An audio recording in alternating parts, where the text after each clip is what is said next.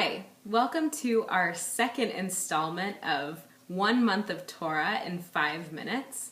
This video blog is for all 6th graders and their families on their way to becoming bar and bat mitzvah in the coming year. And this is just a way for us to learn about each one of the Torah portions as you're coming up on your year of attending B'nai Mitzvah and becoming a bar or bat mitzvah yourself. So this month we are talking about 5 Torah portions, and the first one is called Vayigash. And so if you'll remember from last month, we ended on a tense moment when Joseph had yet to tell his brothers of who he actually was, that he was one of their brothers and not one of Pharaoh's assistants.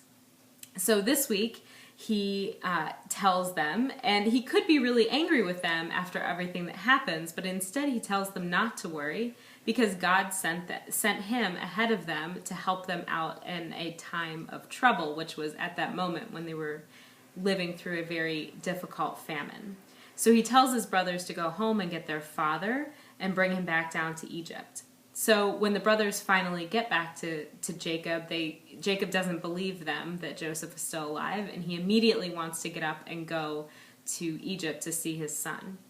And on the way down to Egypt, Jacob is pretty worried about the whole situation, and God appears to him in a vision and says, "Don't worry, this is what is supposed to happen, and that God is going to be with them as they go down to Egypt. That God isn't going to stay in the land of Canaan, but God is going to be with them and protect them through their journey." So the next Torah portion is called Vayechi, and this is the last Torah portion in the book of Genesis. And this is when Jacob is 147 years old, and they knew he was about to die. So Joseph came to him, and he brought his sons Ephraim and Manasseh with him to see their grandfather, his father, one last time. And this time Jacob is the one giving the blessings. We know in the past that Jacob was the one receiving the blessing.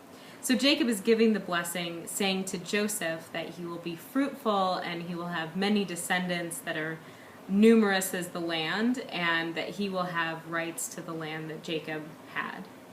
And this is also a time when Jacob blessed the 2 grandsons, Ephraim and Manasseh, or Manasseh, depending on what you read.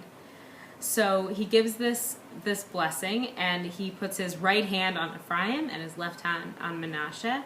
But Joseph thought he was making a mistake because Manasseh was older, but the right hand always gets the blessing too. And after that, all of the other brothers came and received a blessing from Jacob before he died. And one of his last wishes was that he would be buried in Machpelah, back in Canaan, with Abraham and Sarah and Isaac and Rebekah. So now we're on to the next book of Torah called Shemot, and we know this as the word Exodus. So Shemot in Hebrew really means names. And so the first part of this Torah portion is retelling all of the names of the Israelites who came down to Egypt with Joseph and Jacob, and there were many generations after them, many people. So the new king of Egypt was not too happy about having all of these other people around, and so he was worried that they would eventually rise up. In order to regain control, he put taskmasters out there to oppress them, including commanding that every newborn baby boy is killed who was born to an Israelite mother. So the 2 midwives, Shifra and Puah, obviously did not want to do this, so they made up stories that said that the Hebrew women give birth too quickly so that they weren't able to kill the new babies. Not such a pleasant part of this story. So Pharaoh quick changed, and he said, "Okay, well, don't kill them, just throw them into the Nile." And that was when we get our next great character of the Torah. We get Moses. He was one of those baby boys who was put into the Nile, but he was put into a basket and watched over by his mother. And eventually Pharaoh's daughter somehow found him and one day decided that he should be hers, and so she raised him as her own son.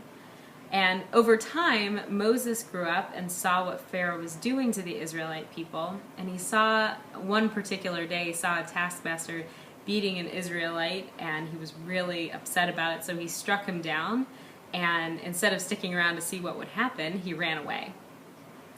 And this was the first time that Moses encountered God, and encountered God at the burning bush. And so we all are pretty familiar with the story.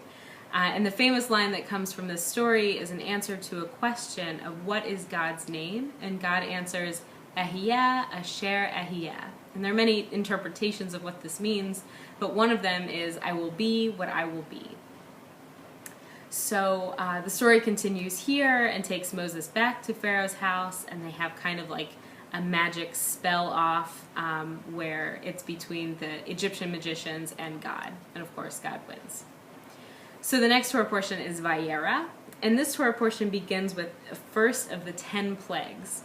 So Moses asked for the Israelites to be let free, but Pharaoh hardened his heart and did not let them leave.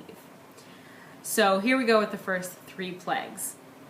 We have Dam, which is blood in the river, Tzfardea, which are frogs, so there are frogs all over was lice, which is yuck.